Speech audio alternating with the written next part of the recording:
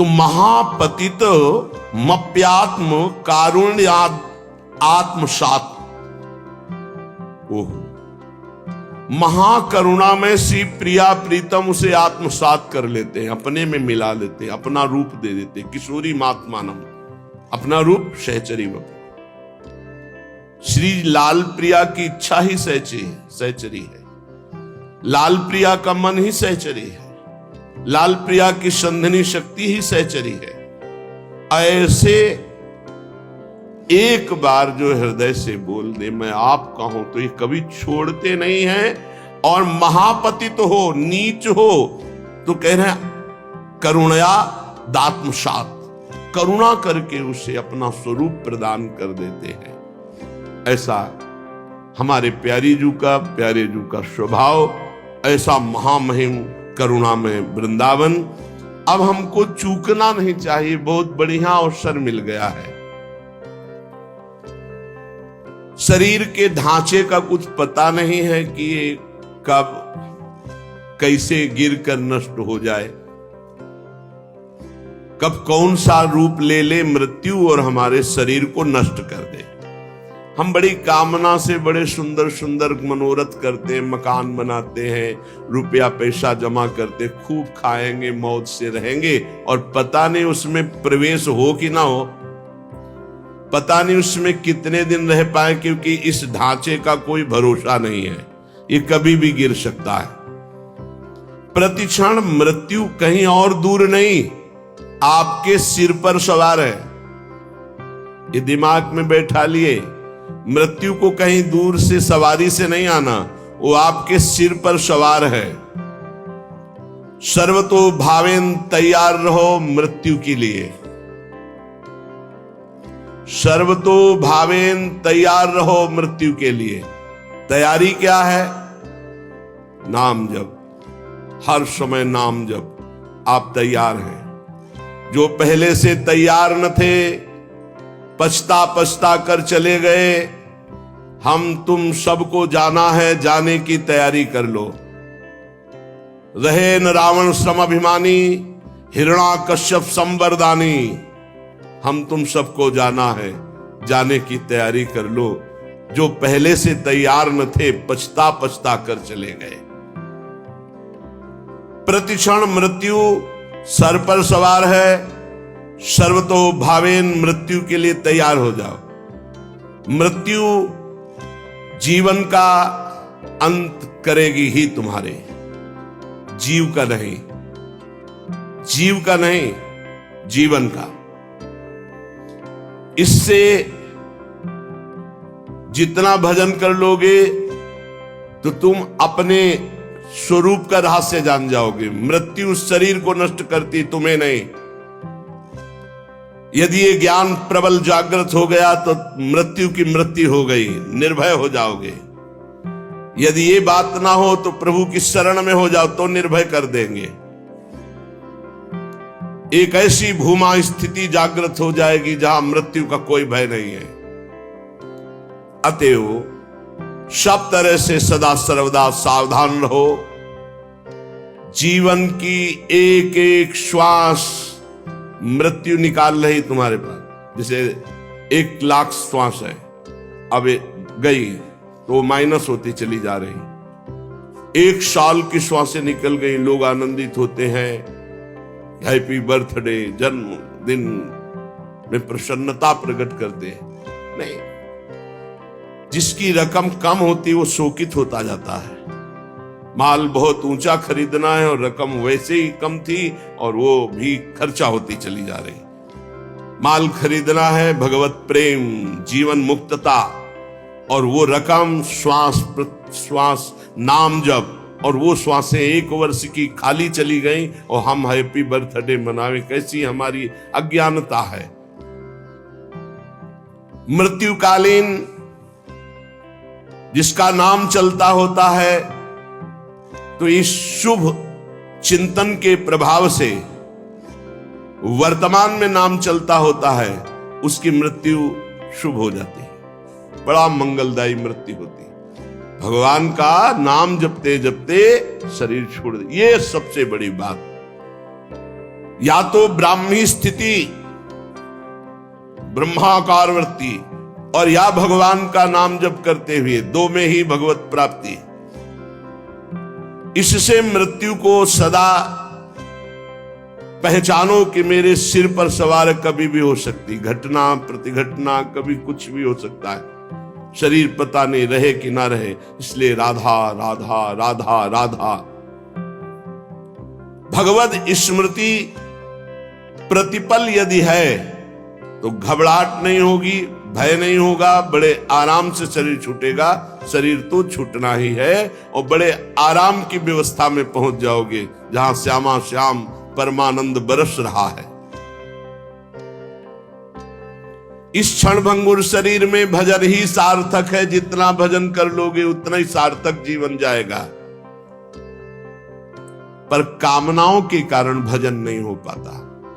जिसने समय रूपी संपत्ति पर महत्ता दे दी वो महान बन गया। ये कामनाएं हमारे समय को भगवान से विमुख करके नष्ट कर रही हैं। अरे भाई, कल्प दो कल्प वाला शरीर तो है नहीं। 100 वर्ष और आजकल का जो खान पान और रहनी है, आजकल के जो आचरण है, वो अकाले मृत्यु में पहुंचा देते हैं। 70-80 तक तो पहुंचना मुश्किल हो रहा है। इतने रोग चल गए हैं, नौजवान हैं, high blood pressure, low blood pressure, 500 sugar, ये वो, मतलब मृत्यु बिल्कुल पूरी व्यवस्था की है। ये कामनाएं हमको भगवान से विमुख किए हुए हैं।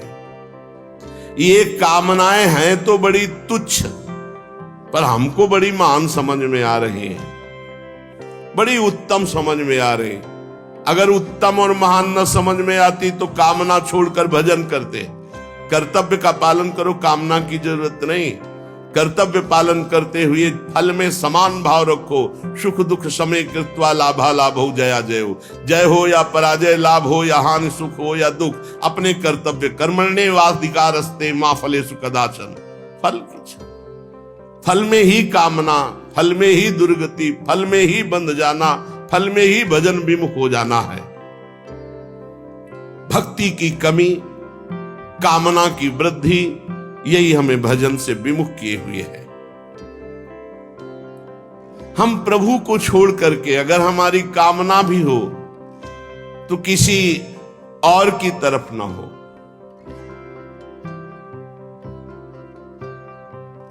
जग जाची को न जाची जो जिए जाची जान की जान ही रे। आहा, जग जाची को न जाची जो जिए जाची जान की जान ही रे। जेहि जाचत जाचकता जरि जाई, जो जारति जोर जहान ही रे। गोस्वामी तुलसीदास जी ने कह रहे हैं, ये पद केवल सुनने गाने का नहीं, इसे जीवन में उतारने का। अगर तुम्हें कुछ चाहिए तो जग जाची को न, किसी से मत मांगो इस संसार में, किसी से। ये बात पकड़ लो, बात पकड़ लो। जग जाची को न, मेरी बात मान लो। कोई तुम्हारी बात पूरी नहीं कर सकता किसी से संसार में, कभी किसी से मत मांगना। जाची जो, अगर मांगना ही है तो हृदय से जाची जान की जान ही रे। भगवान श्री हरि से मांगो, क्या होगा? जेहि जाचत जाचकता जरि जाय, मांगना मिट जाएगा। जेहि जाचत जाचकता जरि जाई, जो जारत जोर जहान ही रे।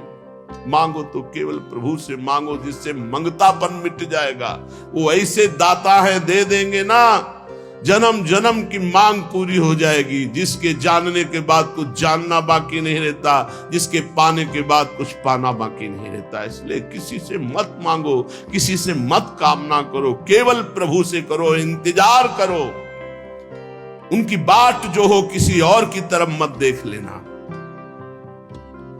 जो सकाम भाव रखते हैं, मांगते हैं, तो केवल प्रभु से मांगो, अन्य से नहीं। ये तुम नियम ले लो कि हमारा आराध्य देव ही हमारी पूर्ति करेगा, हम दूसरे से कभी नहीं। श्यामा श्याम ही बहुत महान है, हम कैसे तुम्हें क्या क्या बतावें तुम्हें। उनकी कृपा, केवल उनकी कृपा, केवल उनकी कृपा का आश्रय। कभी अन्य का आश्रय ले लेंगे तो आपकी भक्ति बाधित हो जाएगी, आपका जीवन समस्या में पड़ जाएगा और आपको परेशानी ही परेशानी हो जाएगी। केवल प्रभु का आश्रय। सकामता है, माना भी आप निष्काम नहीं हुए तो प्रभु पर निर्भर हो जाओ, वही पूर्ण करेंगे। वो कामना भी पूर्ण कर देंगे और आपका कल्याण भी कर देंगे। ऐसा स्वभाव है हमारे स्वामी का।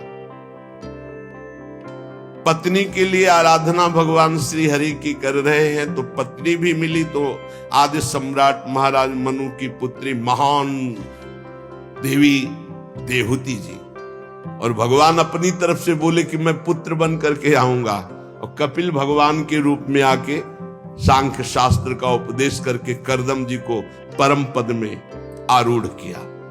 अगर भगवान से मांगा जाए तो विषय भी दे देते हैं और साथ में अपने आप को भी दे देते हैं कि अब तुम हमसे मांगे हो तो अब ऐसी तुम्हारे अंदर ज्ञान वृत्ति जागृत करेंगे कि अब तुम्हारा मांगना मिट जाए, जाचकता जरी जाए। जो आज तक कोई सफल हुआ है मानो, वो केवल भागवतिक शक्ति से, दिव्य शक्ति से सफल हुआ है। किसी को अगर सफलता लौकिक, पारलौकिक, वास्तविक सफलता, सफलता का मतलब रुपया पैसा बढ़ जाना, लोग संपत्ति, यश, मान, कीर्ति नहीं, काम, क्रोध, लोभ, मोह, मद, मत्सर, इन पर विजय प्राप्त करना सफलता है।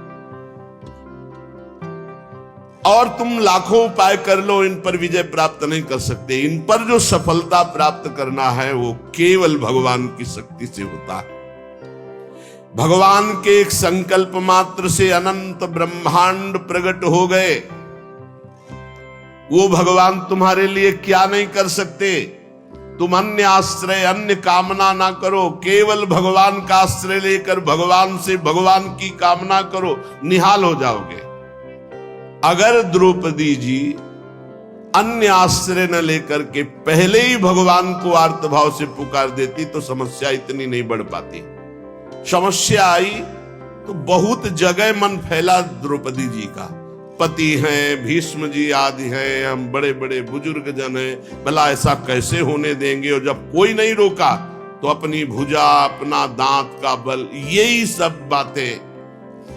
सब बातें हमें भगवान से दूरी बनाए हुए हैं, समय की दूरी बनाए हुए। और जहां उन्होंने सब आश्रय छोड़ा और एकमात्र भगवान को पुकारा तो भगवान वस्त्रावतार हो गया। ये केवल कथा सुनाने और पढ़ने की विषय, सुनने का, पढ़ने का विषय नहीं, ये जीवन में उतारने का है कि चाहे विपत्ति हो, चाहे कामना हो, कैसी भी परिस्थिति, सीधा श्री भगवान से, सीधा श्री भगवान से आर्त भाव से अन्य आश्रय छोड़कर पुकारे तो हमारे जीवन का बहुत बहुत आनंदमय परिवर्तन हो जाएगा।